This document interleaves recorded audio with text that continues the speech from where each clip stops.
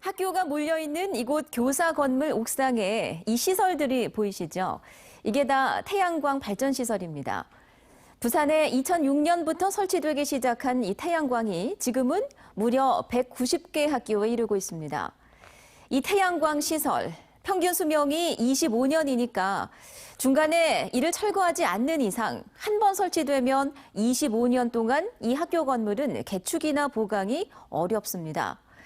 그런데 지은 지 30년이 넘은 학교 건물에 이 태양광을 설치했다면 이러면 최소 지은 지 50년이 넘도록 건물은 개축이나 보강을 못하게 되는 겁니다.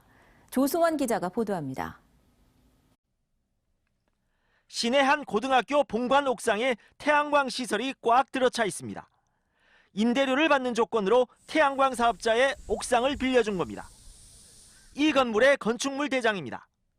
사용 승인일은 1971년. 하지만 실제는 이보다 훨씬 더 오래전에 지어졌습니다. 62년도에 개교해서 계속 증축해서 이렇게 세웠거든요. 오래되고 저렇게 하중 있는 게 올라오니까. 계산을 해보면 2014년 태양광 설치, 이미 이땐 지은 지 52년. 여기에 태양광 설비 수명 25년을 감안하면 태양광을 철거하지 않는 한 지은 지 77년이 될 때까지 이 건물은 개축이나 보강을 못하고 이대로 쭉 사용해야 한다는 결론입니다. 거의 그런 경우는 없습니다. 해체하기도 그렇고 설치보다 해체하고 옮기는 게 비용이 더 들 수도 있거든요. 이 학교도 6년 전 1억 2천만 원을 들여 옥상에 태양광을 설치했는데 1971년부터 건물을 사용했으니 지은 지 48년이나 됐습니다. 73년이면 그래서 그렇고 이 현관도 없었는데 계단도 없었는데 계단도 만들어진 거고. 태양광 설비의 내구 연한을 감안하면 중간에 태양광을 철거하지 않는 이상 이 건물도 지은 지 67년이 될 때까지 개축 또는 보강이 어렵습니다. 신에너지 및 재생에너지 개발 이용 보급 촉진법입니다. 공공기관 건축물은 연면적 1000제곱미터 이상 신축 또는 증개축할 경우 의무적으로 태양광을 설치해야 합니다.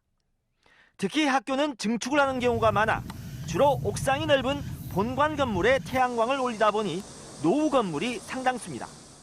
증축되는 그 건물 위에 올리는 게 가장 적합한 방법이고 그 건물 위에 올릴 수 없는 구조가 될 경우에는 부득이하게 그 옆에 본관 건물에 부산 지역 태양광 학교의 내역을 입수해 건축물 대장과 비교 분석한 결과 198개 동 가운데 76개 동, 38.4%가 지은 지 30년이 넘은 노후 건물에 태양광이 설치된 것으로 확인됐습니다. 균열이라든지 아니면 철근의 어떤 그 부식이라든지 뭐 그런 것들에 의해 가지고 계속 열화 현상이 진행되고 그게 콘크리트 그 구조물 자체에 구조의 건전성에 영향을 줄 수가 있습니다. 부산교육청은 그동안 363억 원의 예산을 들여 학교에 태양광을 설치했으며 2022년까지 96억 원을 더 들여 60개 학교에 태양광을 추가로 설치할 계획입니다. MBC 뉴스 조수아입니다.